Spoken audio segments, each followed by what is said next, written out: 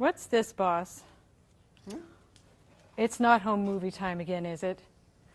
Really, Sepp, the sight of you in a thong in Cancun is still making me queasy. Yeah, and I'm wanted down in shipping. Oh, settle down, you two. It's not home movie time. I'm saving that for the office party in December. Okay, so what is it? This little baby is going to be instrumental in launching my newest and greatest money-making venture for NimCorp. We're hosting stag parties? No. Although... No, we're not doing that. You know what tonight's movie is, right? Oh, sure. It's the classic ghost story, The Screaming Skull. In fact, let's hear what Frank Dellostrito has to say about it on Frank's Fiendish Film Facts.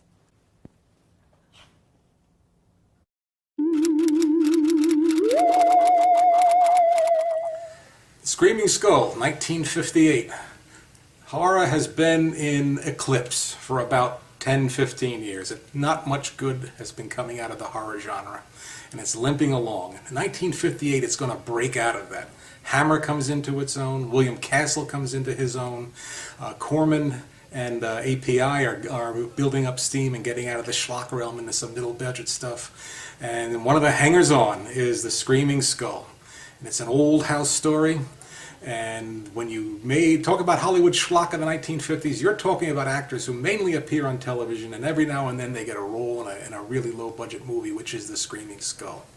There's a whole genre being developed on men trying to drive their wives crazy, or women whose sanity is at the center of the plot. Terror in the Haunted House, Daughter of Dr. Jekyll are a couple of movies that come to mind, but you could probably list 20 movies where is she crazy, is she imagining this, or is this real? And I'm not giving up too much to say that John Hudson is the bad guy in this, because he has cornered the market on husbands trying to drive their wives crazy or slowly let him watch them go insane. And of course his magnus opus of that genre is the husband in Attack of the 50-Foot Woman a few years before this. But he will have a good role about this time as Burt Lancaster's younger brother, Virgil Earp, in The Gunfight at the OK Corral. But I don't think of him for his few A movies. I think of him for his B movies, such as this one. Frank Dellostrito is author of A Quaint and Curious Volume of Forgotten Lore, The Mythology and History of Classic Horror Films, Vampire Over London, Bela Lugosi in Britain, and I Saw What I Saw When I Saw It, growing up in the 1950s and 1960s with television reruns and old movies. That's right. And how does The Screaming Skull start? It shows the gimmick where an audience member can get a free funeral if he dies of fright watching the movie. Boss, we're doing that for the audience tonight? Better than that, Igor. We're going to sell Nimsurance.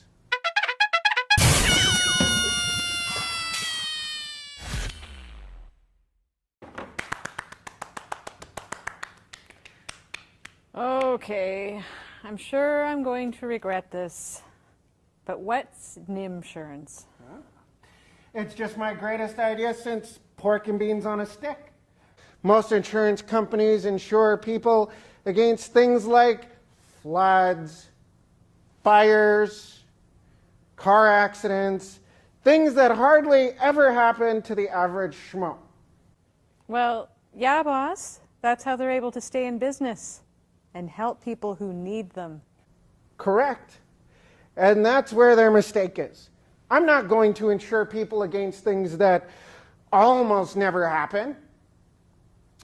I'm going to insure people against things that always happen. Bad haircuts, toilet seats left up, movies retrofitted with 3D. Oh, boss, that's wonderful. Oh, boss, just think how happy that's going to make our customers. Wake up, Igor. We're never going to actually pay off. Every policy will have some kind of fine print that makes that impossible. Boss, that's never going to work. You'll never get anywhere in business with that kind of attitude, Taffeta. Okay, now that you have the idea, let's watch my instructional movie on how to sell Nimsurance.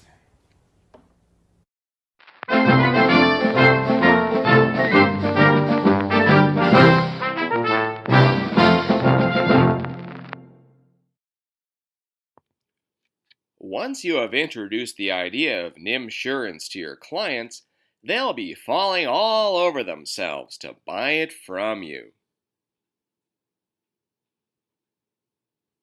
Mention other forms of Nimsurance, and you'll increase your sales exponentially. But be careful not to show them the fine print, or your profit margins will disappear. Yes, selling Nimcor's Nimsurance is your path to guaranteed success.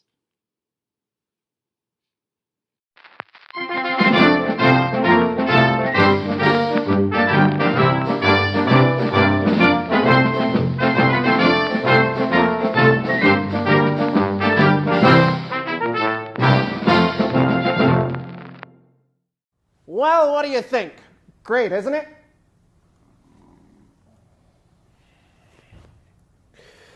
I guess some people just aren't born to make money. Oh well. Might as well set up the old Cancun vacation movies.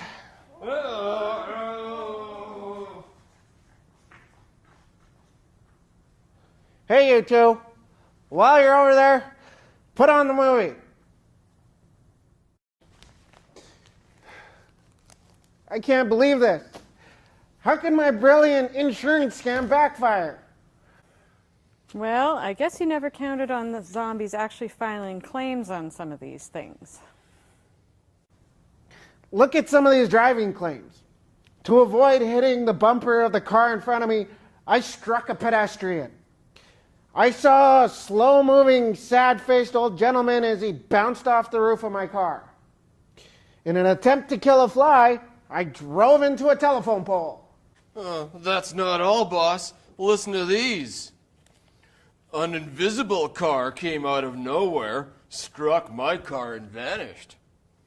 The accident was caused by me waving to the man I hit last week. Windshield broke, cause unknown, probably voodoo. And that's just the traffic claims. Listen to some of these claims. Emotional damage. I was laughed at for using a Palm Pilot. Burned my head shampooing with hot coffee. My expensive cigars were lost in a small series of fires. Oh, come on. Boss, usually I kind of like it when one of your evil schemes backfires. But this is too much evil for me. We have to do something for the good of reputable insurance everywhere. Forget reputable insurance. How do we save disreputable me? Well, boss, there might be a way, but there's a downside. It's greedy, underhanded, and vile. I thought you said it had a downside. Come on, dish the dirt. How do we cheat these cheaters? Well, first, we get one of the zombies with their fraudulent claims in here. Then, we... Thank you for coming in, Mr... yes, Mr. Weiner. That's winter, boss. Mr. Welcher. Well, we've taken a look at your insurance claim. You say that while you were stopped at the drive-through window of the restaurant, the driver of the vehicle behind you swerved to avoid the telephone pole which had been felled by the beaver which had escaped the petting zoo from across the street thanks to the badger that slipped on the pool of motor oil left by the car of the wig salesman when he backed up into the Volkswagen full of circus clowns which had stopped at a red light, or which had run a red light, while playing poker with their dogs, causing you to be scalded by your hot coffee. And you're claiming the full $1 million for pain and suffering for hot coffee?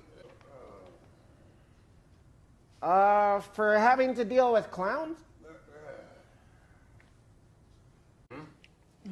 Can't blame him for that. Well, Mr. Wingnut, Winter. you'd be surprised how often we hear claims like this. Now I'll just look over your policy and... Oh my. It looks like you bought the Nimsurance umbrella policy, which I'm sure you realize only covers claims that involve umbrellas. You see how reasonable that is, don't you? And of course, you deliberately put yourself at risk by being in your car in the first place. And since the clowns were playing poker with their mutts at the time, well, no insurance company will pay for an active dog.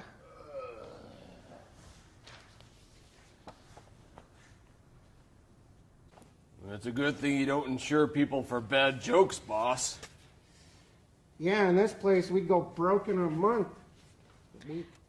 Hey, I just remembered. I used to date an insurance agent once, but the relationship was too risky. Hello, everybody.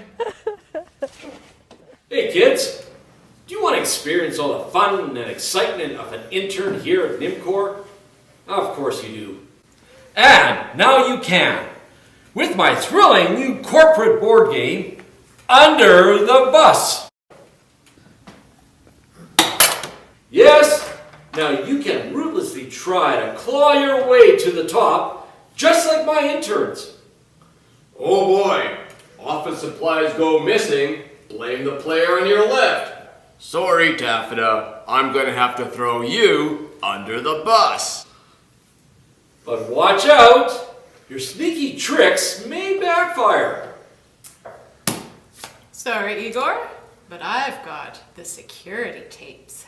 Oh, now you've thrown me under the bus. You see?